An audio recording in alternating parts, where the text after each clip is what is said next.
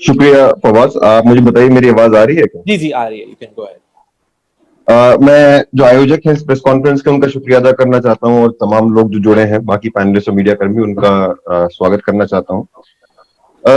देखिए, बालाजी ने एक बात बोली थी कि ये सरकार की क्या प्रायोरिटी है जब इस किस्म की महामारी है और इस किस्म का आर्थिक संकट है। उस दौर में ये सरकार अगर लोगों को गिरफ्तार कर रही है तो क्या प्रायोरिटी है दिखता है। प्रायोरिटी तो दूर की बात, सरकार ने बहुत कुछ चीजें करने का ये बहुत अच्छा अवसर देखा है। ये अवसर देखा है बिकॉज विरोध होना मुमकिन नहीं है। और सिर्फ ये गिरफ्तारियां नहीं, आप देखिए जो जैसे जैसे कदम उठाए हैं जो नॉर्मल दिनों में मुमकिन नहीं थे, चाहे वो श्रम कानूनों को बदलना हो, चाहे वो बहुत सारे संस्थाओं का निजीकरण करना हो, एयरपोर्ट्स को बेच देना हो, या फिर ये गिरफ्तारियां हो। सरकार जानती है कि इस समय उनका विरोध नहीं होगा, और जो चीज एक नॉर्मल टाइम में मुमकिन नहीं है, उस चीज को मुमकिन बनाने के लिए उसने इस लॉकडाउन का समय चुना है। लॉकडाउन किया गया था कर्व को फ्लैटन करने के लिए, कोरोना के कर्व को फ्लैटन करने के लिए, लेकिन यहाँ कहीं ना कहीं विरोध को फ्लैटन करने के लिए उसका इस्तेमाल किया जा रहा है। कई सवाल है दिल्ली पुलिस से, दिल्ली पुलिस के रवैये को देख के, और मुझे बहुत दुख होता है ये देख के कि दिल्ली पुलिस किस तरीके से, मतलब हमारा कैपिटल है, देश का कैपिटल है, वहां की पुलिस है, एक प्रीमियर पुलिस एजेंसी है, वो अपनी क्रेडिबिलिटी को खुद इतना डैमेज कर रही है, सिर्फ और सिर्फ अपने जो पॉलिटिकल मास्टर्स हैं उनको सेटिस्फाई करने के लिए। दिल्ली पुलिस से सिंपल सा सवाल है, क्या वजह है और कौन सा वो पॉलिटिकल प्रेशर है, दिल्ली पुलिस साफ साफ शब्दों में बताए।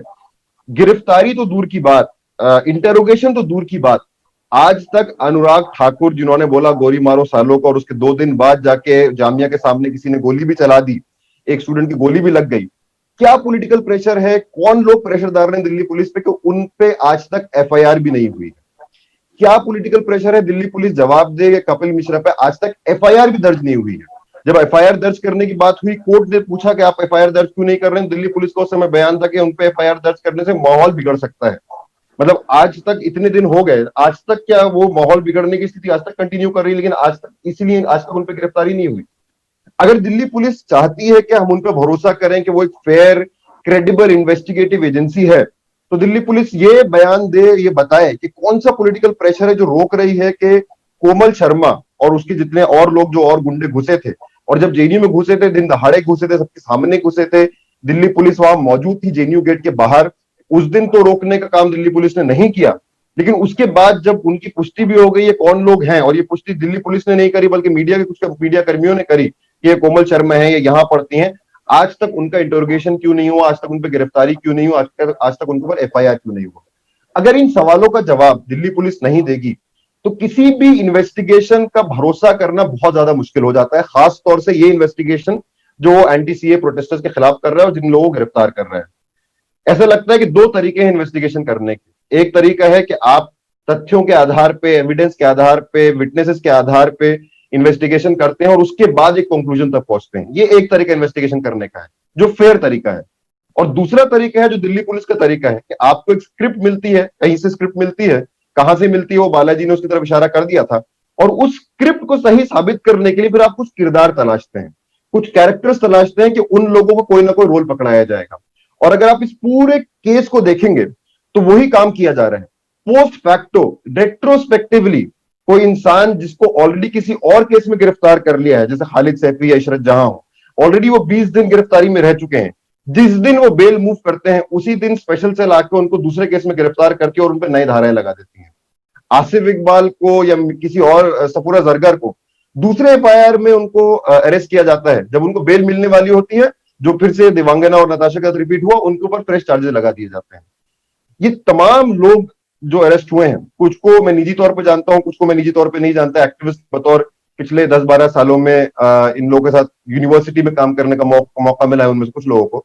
ये बात मैं दावे के साथ कह सकता हूं, सिर्फ पिछले 3 महीने या 4 महीना एंटी-सीए प्रोटेस्ट के दौरान नहीं, बल्कि पूरे एक्टिविस्ट लाइफ में इन तमाम लोग जो 8-9 लोग गिरफ्तार हुए हैं, 9 लोग गिरफ्तार हुए जिनमें 5 महिला हैं जो कॉन्स्पिरेसी केस में जिनको गिरफ्तारी बताई जा रही है, इन लोगों ने कभी भी अपने एक्टिविज्म के लाइफ में, पब्लिक लाइफ में कभी भी हिंसा का समर्थन नहीं किया, कभी भी they have never advocated violence. yes they are students, yes they are activists, yes they have come out in protest, yes they have led movements, yes they have come out on the streets, but that coming out on the streets, जो सड़कों पे निकल कर आए वो संविधान के दायरे में निकल कर आए आंदोलन करने के लिए। चाहे वो जेंडर जस्टिस के लिए हो, चाहे वो एजुकेशन के लिए हो। और अगर आप पिछले कुछ महीनों में देखेंगे, पिछले पिछले अक्टूबर से देखेंगे, तो एक के बाद एक दिल्ली पुलिस ने स्टूडेंट्स को ब्रूटलाइज किया है। ये सीए प्रोटेस्ट शुरू नहीं हुआ, उससे पहले से ही शुरू हो गया था। जब जेएनयू के छात्र फी आई के खिलाफ आंदोलन में निकले थे सड़कों के ऊपर, तो याद होगा किस बर्बरता से पुलिस ने मारा था एक visually challenge student Shashi Bhushan. उसने बताया कि मैं देख नहीं सकता, उसके बावजूद वहां की स्ट्रीट लाइट बंद करके उसको मारा।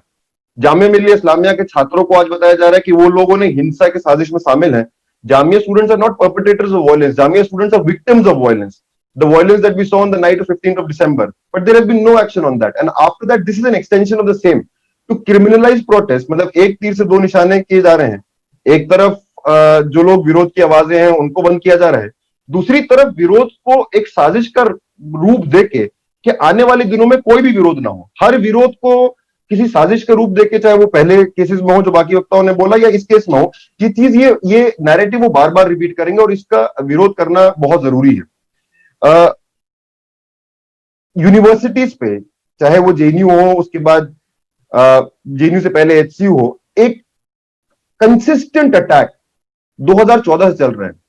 कैसी सरकार है जो अपने छात्रों के खिलाफ लड़ रही है, अपने नौजवानों के खिलाफ लड़ रही है? एक ऐसे दौर में जब शिक्षा पे, रोजगार पे, स्वास्थ्य पे इतना बड़ा हमला है, इतना कटौतियां करी जा रही है, उस वक्त में जब छात्र, नौजवान इस पे सवाल उठाते हैं, तो आप उन पे पूरा का पूरा स्टेट मशीनरी लगा देते हैं। मतलब कौन सी सरकार है जो अपना राजनीतिक विरोध, अपना बदला छात्रों पे निकालती है? अगर आपको राजनीति करनी है, अगर आपको कोरोना के दौर पे भी राजनीति करनी है, तो आपके जो पॉलिटिकल ऑपोजिशन है आप उससे राजनीति कीजिए। लेकिन अगर आप छात्रों को राजनीति का अपने राजनीति का बदला लेने के लिए आप विक्टिम्स बनाएंगे, तो that speaks volumes about what this government is up to. Just to, I don't want to, I mean, all the points have been made and I don't want to stretch it long. One last point I would want to make.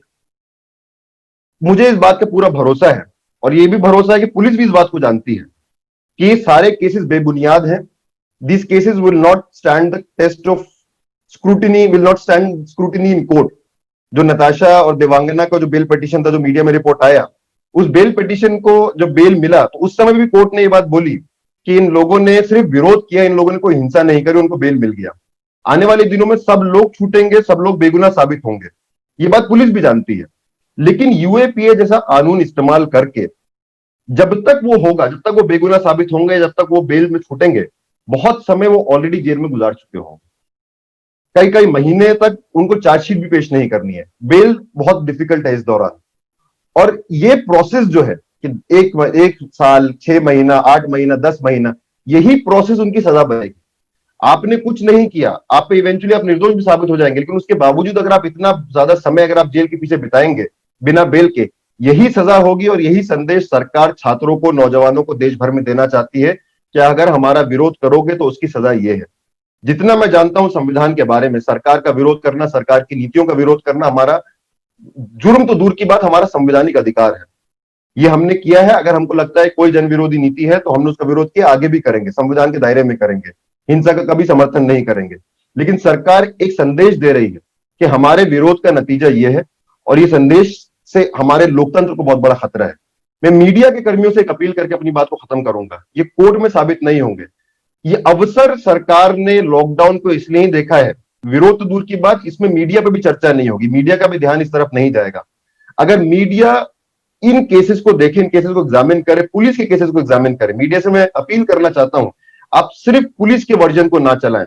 आप police से सवाल पूछिए, उन सारी चीजों को, इस बात पे सवाल पूछिए कि जब 6 मार्च को एक एफआईआर होती है, वो एफआईआर में सारे बेलेबल सेक्शंस हैं, उसके कुछ दिनों बाद उसमें नए सेक्शन जोड़ दिए जाते हैं, उसमें कुछ और दिनों बाद उसमें यूएपीए जोड़ दिया जाता है। जब किसी को बेल मिलने वाली होती है उसको किसी और एफआईआर में वो इंप्लीकेट कर दिया जाता है। इन सब सवालों को जब आप जोड़ेंगे, when you join 2+2, you will see what Jignesh pointed at, that this is not an investigation of a conspiracy. This itself is a conspiracy. The Delhi police is doing at the behest of its political masters. It seems that the Delhi police has two sets of rules. One set of rule for the supporters and those aligned with the ruling party, where they can get away after doing everything. Komal Sharma can get away after assaulting students and teachers of Jawaharlal Nehru University. Anurag Thakur and Kapil Mishra and other BJP leaders can get away with making the most provocative speeches where they openly incite violence in the presence of Delhi police. and not even an FIR is filed against them. And there is another set of rule for those who oppose the government, and they will be punished simply for the fact that they oppose the government, even if they have committed no crime. This is very alarming, and we all should be bothered about this. I sincerely appeal to the media. This is being exploited. The fact that we do not have enough focus on this story right now. If there is enough scrutiny of this case, this entire case that the Delhi police is trying to build, this entire cock and bull story that Delhi police is trying to build, this will collapse like a pack of cards. Thank you very much.